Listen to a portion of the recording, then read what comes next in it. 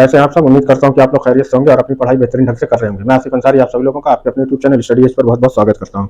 तो दोस्तों, हम कर रहे थे 2022 का दूसरा सेट, जिसका कोड था H822AW, है ना, यही है ना, आप उसको मिलान कर लीजिएगा। उसके हमने प्रश्न नंबर 2 पहला और दूसरा कर चुके थे। आज हम शुरू करेंगे प्रश्न नंबर 3 से।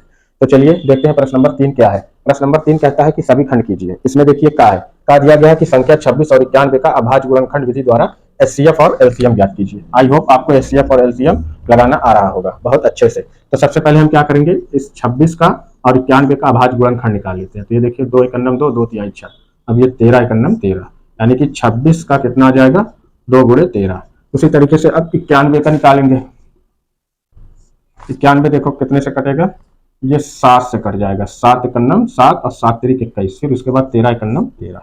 तो ये आ गया हमारा 91 का 7 गुणे 13। अब यहाँ पे हम निकालेंगे HCF, पहले हम निकाल देते हैं।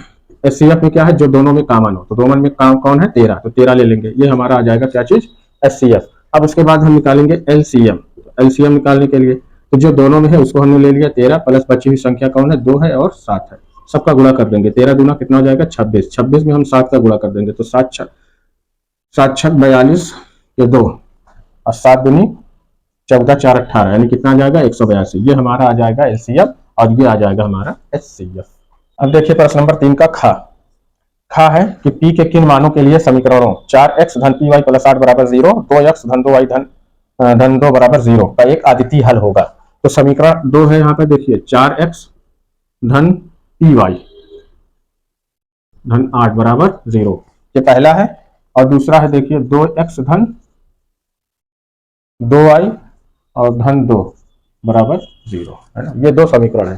तो अब देखिए समीकरण ये हमारे पास है ax1 plus b1y plus c1 बराबर 0।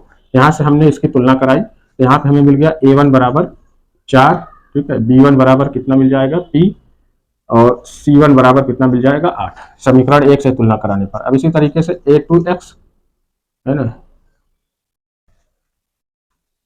ये a1x है ना, तो a2x plus b2y plus c2 बराबर 0, इससे हम तुलना करा ले दूसरे समीकरण से। तो a2 बराबर कितना आ जाएगा 2, और b2 बराबर कितना आ गया 2, और c2 बराबर भी कितना आ जाएगा 2।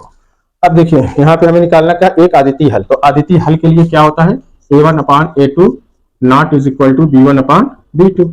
तो यहाँ पे हम इसको रख देते हैं, है ना। तो a1 की वैल्यू कितनी है 4 और a2 की वैल्यू कितनी है 2। ये नॉट इज इक्वल टू हो b1 अपान b2 के, तो b1 की वैल्यू कितनी है p और b2 की वैल्यू कितनी है 2। अब यहाँ देखो हम p का गुणा कर ले, तो 2 चौक 8 और p का गुणा कर देंगे, तो 2p ये नॉट इज इक्वल टू बराबर किसके, 8 के। तो p not is equal to कितना हो जाएगा 8/2, यहाँ से हमने काट दिया, कितना आया 4, यानी कि p not is equal to 4 के लिए इस समीकरण का क्या हल होगा, एक अद्वितीय हल होगा। तो अब देखिए प्रश्न नंबर 3 का ग। प्रश्न नंबर 3 का ग है कि चित्र में AD परपेंडिकुलर BC, यानी AD जो है वो लंबवत है किस पर, BC पर। ये है ना, ये चित्र देखिए AD इस पर, ये BC पर ये लंबवत है। तो सिद्ध कीजिए AB square plus AD square बराबर BD square plus AC square. अब देखिए यहाँ पर AD जो है इस पर ये लंबवत है, तो यहाँ से ये 90 अंश का ये एंगल बना रहा है ना, 90 डिग्री का, और 90 डिग्री का कोण यहाँ बनाएगा, ठीक। तो अब देखिए, तो कोण के सामने ये भुजा, ये क्या होती है, कर्ण। अब इसमें हम लगा देंगे, अगर हम ये त्रिभुज ले ले ADC में, तो सबसे पहले हम लिखते हैं कि त्रिभुज ADC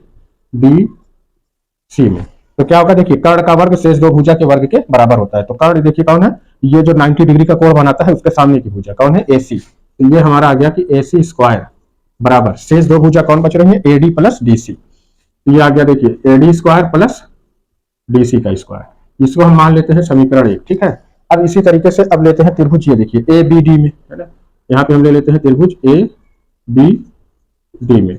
अब यहाँ पे देखिए ये हमारा 90 अंश का बना रहा है कोण, इसके सामने की भुजा ये क्या हो जाएगी, कर्ण। तो AB का स्क्वायर, ये हम लिख देंगे कि AB का स्क्वायर यानी कर्ण का वर्ग शेष 2 भुजा के वर्ग के बराबर होता है। कौन है, तो भुजा AD प्लस BD, ये आ गया AD square plus BD square, ये हमारा मिल गया समीकरण 2, ठीक। क्या करेंगे कि समीकरण 1 से समीकरण 2 को घटा देंगे। तो यहाँ पे आप लिख सकते हैं कि समीकरण 1 से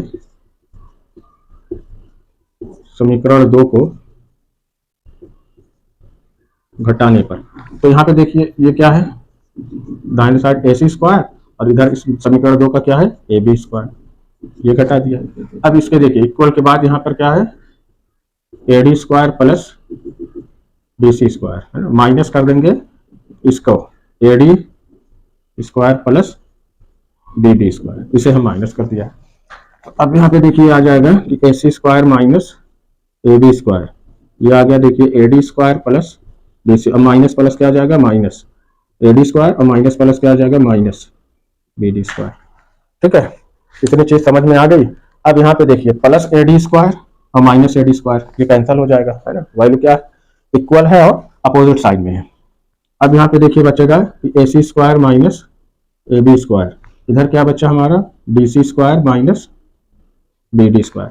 अब इस BD स्क्वायर को इधर लेके आए और इस AB को इधर लेके चले जाए, है ना, तो हम इसको इधर लेके आएंगे तो क्या हो गया कि AC स्क्वायर माइनस है तो प्लस हो जाएगा BD स्क्वायर। अब इसको इधर लेके जाएंगे तो यहाँ पे देखो क्या है, DC स्क्वायर माइनस है तो प्लस AB स्क्वायर हो जाएगा। यही तो प्रूफ करना था, है, AB square plus DC square बराबर BD square plus AC square, वही चीज है ना। अब इसको हम या इस तरीके से हम इसको लिख दें कि AB स्क्वायर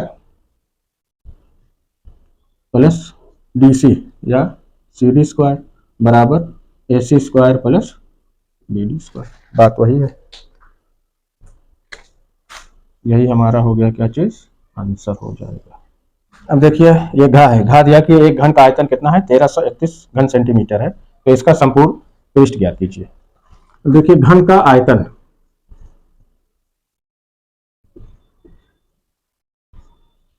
घन का आयतन कितना है, 1331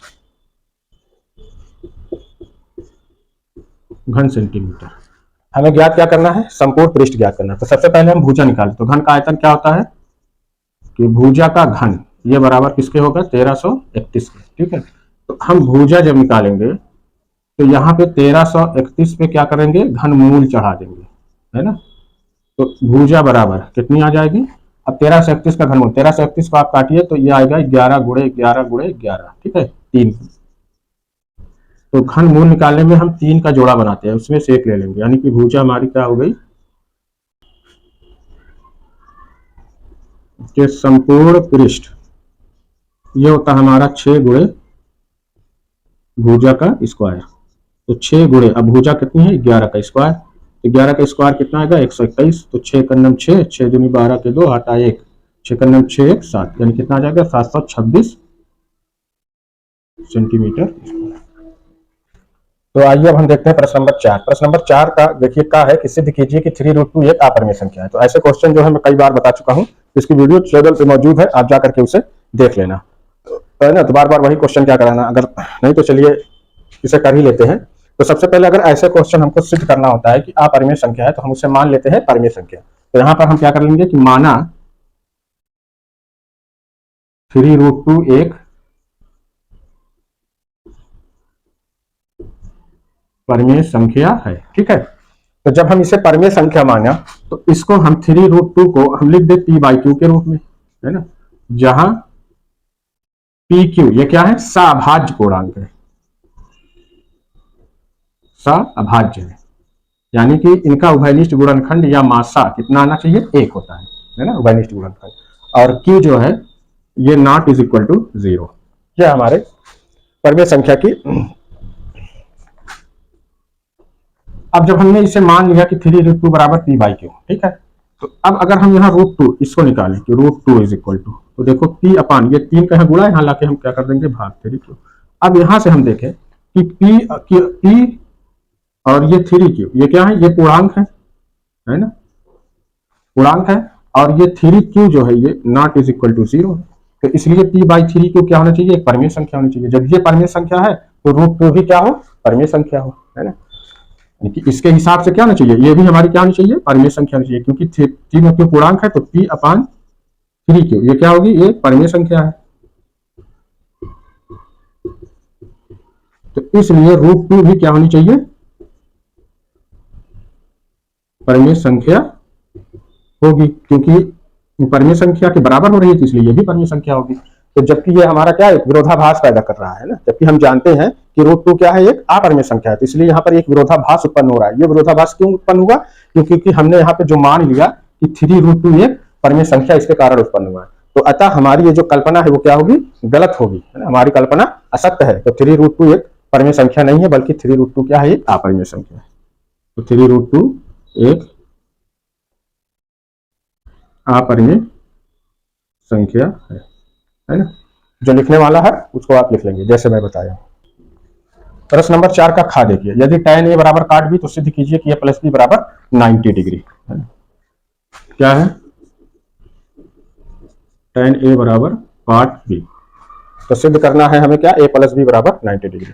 अब देखिए एक फार्मूला देखो, ये होता है cot 90 माइनस थीटा बराबर क्या होता है बेटा, tan थीटा है ना, और tan 90 माइनस थीटा बराबर होता है cot थीटा। ठीक है, तो अब यहाँ पे ये जो tan a है, ठीक है, यहाँ पे हम क्या लिख दे, cot 90 माइनस a लिख दे, ये बराबर किसके, cot b के है ना। तो cot हम यहाँ तुलना करा लेते हैं, तो यहाँ हमारा मिलता है 90 माइनस a और यहाँ मिलता है b, तो 90 is equal to minus a इधर जाएगा प्लस हो जाएगा, यानी कि b प्लस a, या हम इसी को लिख दें कि a प्लस b बराबर कितने के, 90 के। यही हमें क्या करना था, प्रूफ करना था, और हमने कर दिया।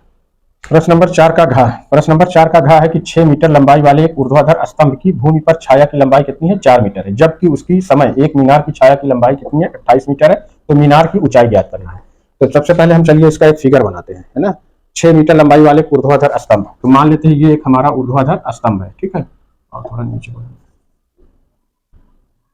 ये ऊर्ध्वाधर स्तंभ है ए बी, इसकी ऊंचाई कितनी है, 6 मीटर है, और यहां से ये इसकी छाया ये कितनी है, ऊर्ध्वाधर स्तंभ की भूमि पर छाया की लंबाई कितनी है, 4 मीटर है, ये 4 मीटर, इसको हम सी मान लेते हैं।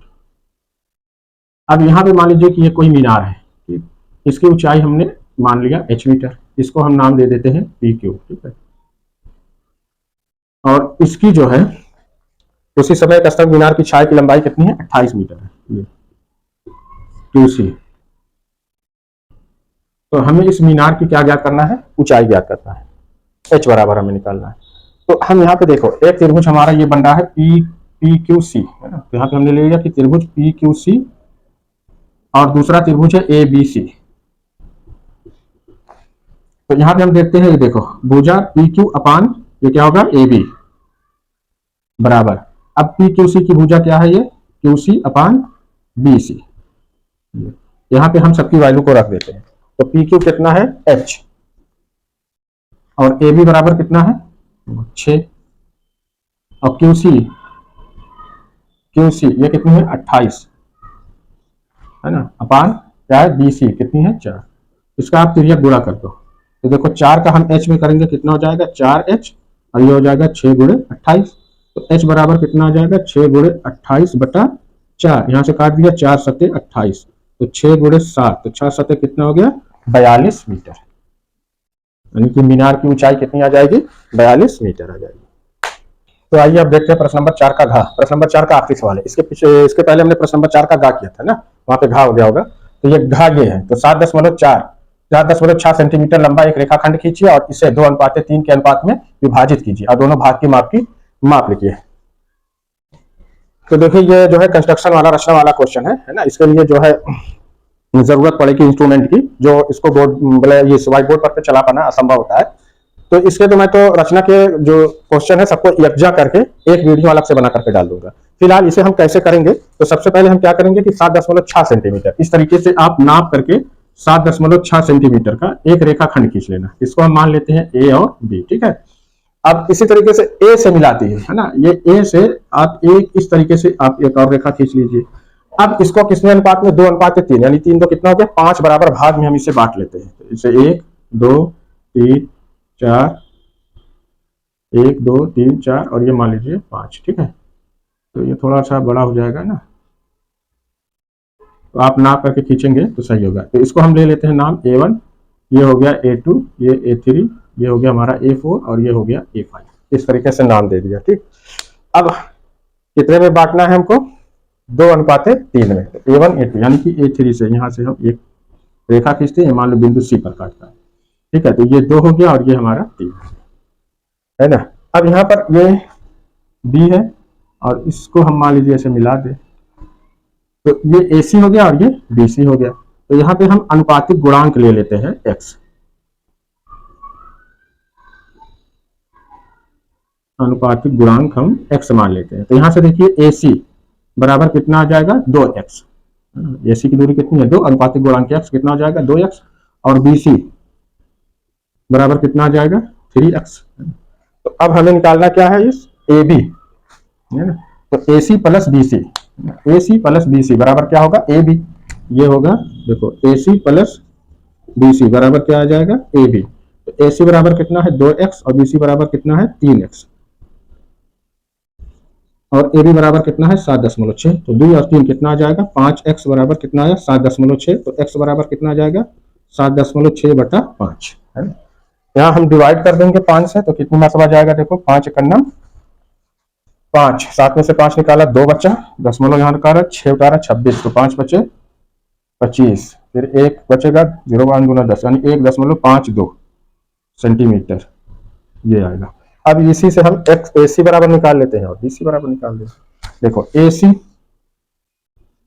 कितना है 2x है, तो 2 गुणे कितना आया है x बराबर 1.52 गुणा कर दीजिए, 2 दूना 4, 2 पच्चे 10 के 0 आता है 1 और 2 एकन्नम 2 1 3, कितना आ जाएगा 3.04 सेंटीमीटर। फिर BC आप निकाल लीजिए, BC कितना है 3x है, तो 3 गुणे x की वैल्यू कितनी आई है 1.52 यहाँ कर दिया, तो 3 दूना 6, 3 पच्चे 15 के 5 आता है 3 एकन्नम 3 1 4 4.56 सेंटीमीटर।